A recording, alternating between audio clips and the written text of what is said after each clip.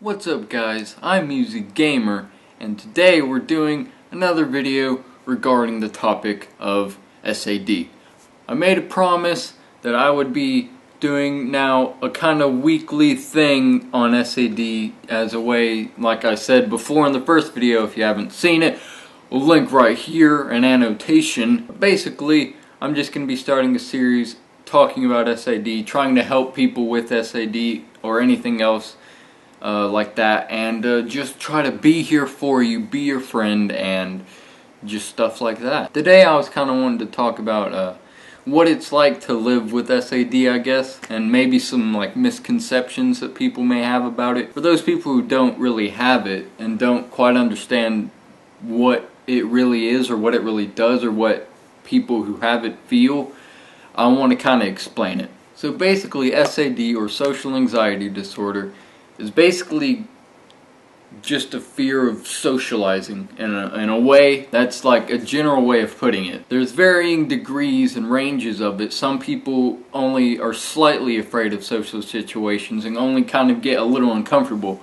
And then some people have it so intensely that they are deathly afraid of leaving their own house. And what a lot of people say, and what I've heard from other people regarding stuff like that, or regarding me, they say, oh, they just don't want to talk, they're quiet people, or they're antisocial, or they don't like people, or whatever they think like that. And I just want to say, for the majority probably, hopefully, at least for me, I'll say that, but for probably the majority, that's just not the case. It's not that people with social anxiety don't want to talk, it's that it's really difficult for them to go out of their comfort zone, out of their happy shelter bubble of not socializing. It's hard for them to get out of that and try to communicate with other people, that especially if they don't know them. So here's a common thing that might give me especially some anxiety. So say I walk into a room,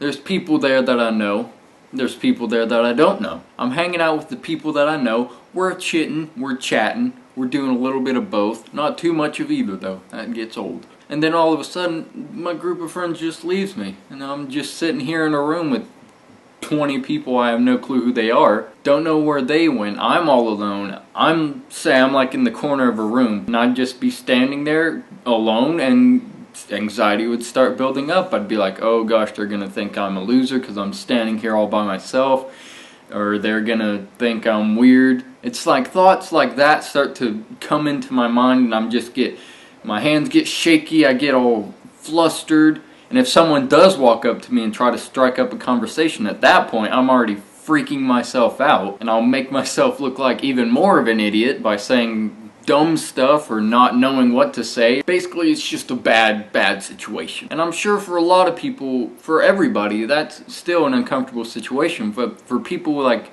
with social anxiety, that's nightmare fuel. I'll give you an example that happened very recently to me that made me extremely anxious and very nervous. So right now I'm doing virtual school, and if you've seen a certain video, I forget what video it was in that I talked about it, but I hate virtual school. I'll just say it out right now. I'd much rather prefer just going to school rather than...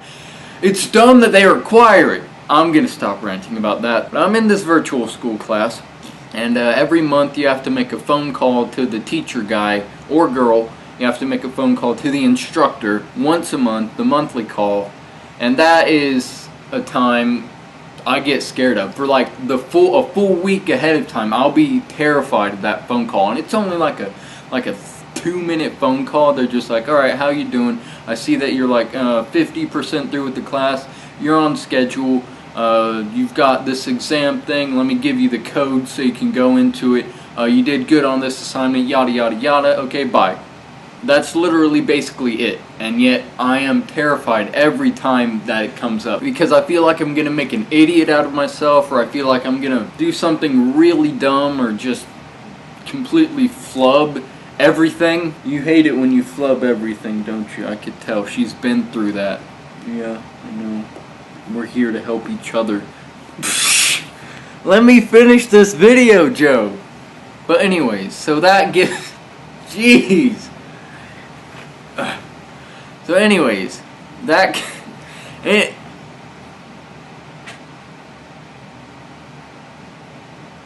Anyways, so that really gives me a lot of anxiety. It builds up in my stomach, it makes me all sweaty, it makes me flustered, it even sometimes makes me nauseous if it's to an extremity. And that's what a lot of people also don't understand about it. People say, oh, well, you should just talk. Why don't you just talk? Why don't you just try to talk to people and then you'll be better, right? Well, a lot of people don't know that there actually is physical things that happen to people with SAD in social situations or in uncomfortable situations that physically make it very difficult for them to socialize. It's not just a matter of mentality, it's a matter of actual physicality, physical ailments that happen in uncomfortable situations. We've all been uncomfortable, we've all experienced nervousness, but people with social anxiety, they feel extreme nervousness just trying to walk into a conversation, just trying to have a phone call. If you've ever waited in line for an extremely scary roller coaster and you've had that feeling of, oh my gosh, what am I doing? This is going to be terrifying. I don't want to do this, but I do want to do this, but I don't. That is exactly what it feels like a lot of times for people with SAD, to just walk into a room of people they might not know or to strike up a conversation, something like that. They want to talk. A lot of times they do want to talk. They want to be social. Humans are social creatures and we want to be connected with other people.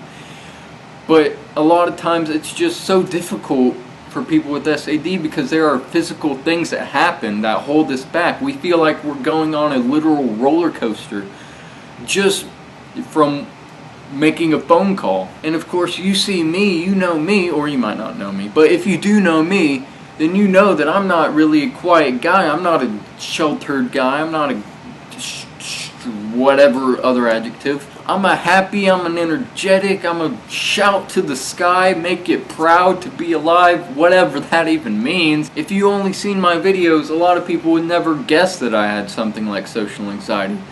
But that's kind of what it's all about. In the shelter of my home, when it's only me and a camera, I don't really mind. I mean, sure, at first it was very difficult to put myself on a camera and just communicate to an audience of people, to the entire world, put my videos on the internet. That was terrifying at first, but I've grown used to that. But like I said, you'd never guess that I had anything like SAD because this is a lot of who I am. And people with SAD can have all sorts of different personalities. They're not all quiet, sheltered, even some people say weird, or just off. A lot of them are pretty awesome people. If you ever get to know somebody with it, you could see that a lot of times they're actually really cool people because they're the kind of people who do a lot more thinking than words and actions. And if you ask me, that's a trait that I appreciate about people. If they do more thinking than acting or vocalizing, then they're gonna be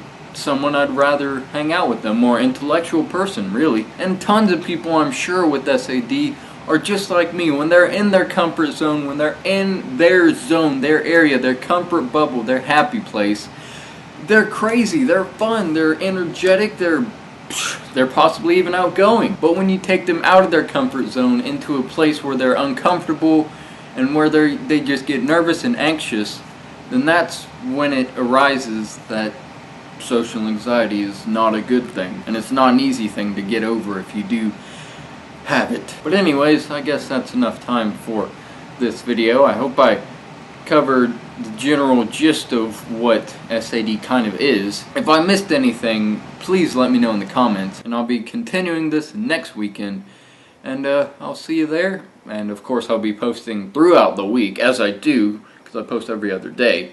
But enough of me talking about my channel. I don't want to turn this into an advertisement. So anyways, I'm Musi Gamer, and I'll see you in the future. Goodbye now.